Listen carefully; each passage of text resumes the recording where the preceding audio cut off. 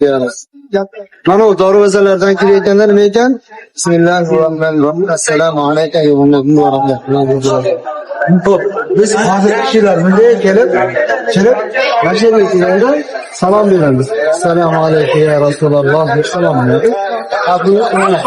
Hani o yazım geldi. Bu ne? Muhammed sallallahu aleyhi ve sellem. Bu joy Peygamberimiz Muhammed Mustafa sallallahu aleyhi ve sellem'in joyları. Bana keyincisi Esselamu aleyke ya Abu Bekir. Bu joyda Abu Bekir Sıddık radıyallahu anh yazıldı yani. Bu joyda Hazreti Abu Bekir'e salam veriyor diye manada. Hani endi üçüncüsü Esselamu aleyke ya Umar. Hazreti Umar radıyallahu anh. Yani Peygamberimizin yolları. Bu Hazreti. Aslında Ayşe Hanım'ın joyuydu. Hazreti Umar radıyallahu anh vefatlardan evvel soruyor. Ben vefat olsam Ayşe anamızdan soruyorlar dedi Halil.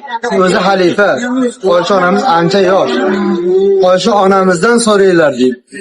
Eğer ruhsat dese ben şu yürelerine yani Peygamberimizin yürelerine Ayşe anamızın yürelerine dakıl kılınsam dedi. Eğer ruhsat verilmese mali men cennet-i bakiye ben razıyım dedi. Yani şunca dakıl kılıyorlar dedi.